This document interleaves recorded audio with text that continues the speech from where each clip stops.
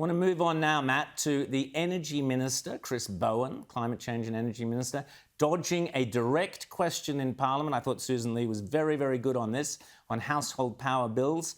Instead, he was trying to spin wholesale figures rather than household figures and fluctuating prices. He ducked and weaved, Chris Bowen, and arguably misled the Parliament. But here's the moment he tried to pull the wool over the public's eyes. In New South Wales, the average wholesale price today is $127.72. The average at election was $320.48.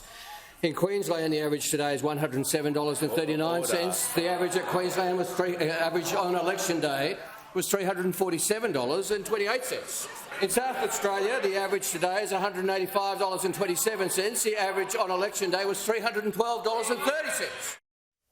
So explain to us, Matt, what Chris Bowen was up to and why it was so disingenuous.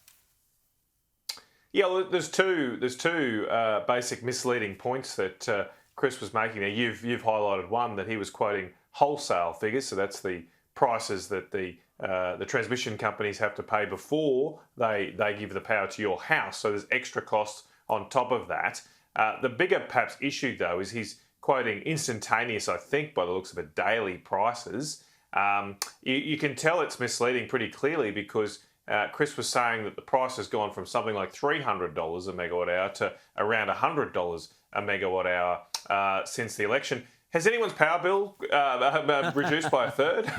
Or two-thirds, actually. Has anyone's power bill a third of what it was on election day? That doesn't seem to be right. So there's something a little bit fishy about these figures, isn't there? And so by just quoting daily figures, that's obviously completely absurd, because what we've actually seen this week from the Australian Energy Regulator is that the average of the wholesale price has gone up quite significantly. In fact, every state in Eastern Australia has seen really big increases in wholesale prices over the past few months, with the exception of New South Wales. They've stayed about the same, but not really good news for New South Wales. They're at the top as well. They've got massive wholesale power prices that you just haven't seen before. So yeah, the issue is that Chris Bowen promised Australian households that he would cut your power bills by $275. That was meant to become due this year. It obviously hasn't. They don't repeat that figure anymore. And now Australians are rightly asking Chris, like Ashton Kutcher in that famous movie, they're saying, dude, where's my cheaper power? Matt, you have one of the best Twitter accounts, Senator Matt Canavan. I follow it all the time, and I urge our viewers to do the same. You posted these figures from the ABS, which actually shows Australian electricity prices have more than tripled since we started mandating renewable energy, which is amazing. You also pointed out that coal, which I'll be talking about later, is the cheapest form of energy. But I want to ask you about this character, Simon Steele. He's the United Nations top climate chief, some long title he's got, about the framework, this and that, da-da-da-da-da. He reckons that Australia is going to push the planet beyond boiling point, and by the year 2050, we'll only have one piece of fruit or vegetable a year. It'll be such a luxury. What is this nonsense? What's he talking about, Matt? Well, I suppose, Rowan, my kids would probably cheer the fact of only having to have vegetables once a year. They'd be very happy with that. But I think everyone's just a little bit sick of these ridiculous and absurd Chicken Little style protestations from people, particularly how hypocritical they can be.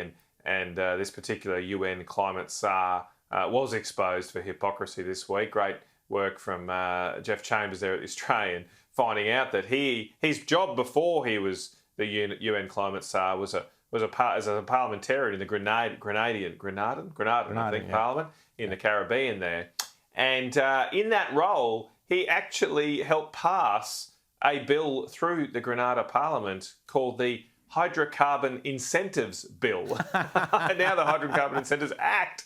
And he gave speeches promoting the fact that Grenada had to attract oil and gas investment to boost their fossil fuel production. Fantastic. I mean, where do these guys get off? You're not suggesting hypocrisy. I put the Ask Out on my Twitter account. Yeah. Carry on. Yeah. I said I put the Ask Out on my Twitter account, Rowan. Do we think in Australia we should have the Hydrocarbon Incentives Act? Do people think we should have that too? Because it's UN approved. The UN is asking us to do this. And so, look, maybe we should just get with the program and promote oil and gas in our country too. Love it. And finally, Matt, before you go, the Coalition, there's been talk in the newspaper this morning, the Coalition is facing pushback from some Liberal and National MPs on the question of support for Israel. What is going on here? I would be very, very unimpressed, let's put it mildly, if the Liberals start to waver in their support, or the Coalition starts to waver in its support for Israel. Your thoughts? Look, Rowan. I support Israel, and I definitely want to see Hamas destroyed. Look, I've been a bit shocked at the images out of Palestine, and I know you've highlighted the misinformation that's occurred in the last week. But I've had my concerns for some time.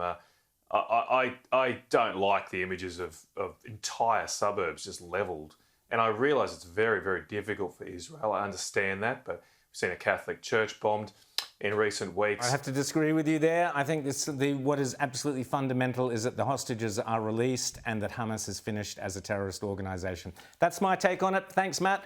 Speak to you again soon.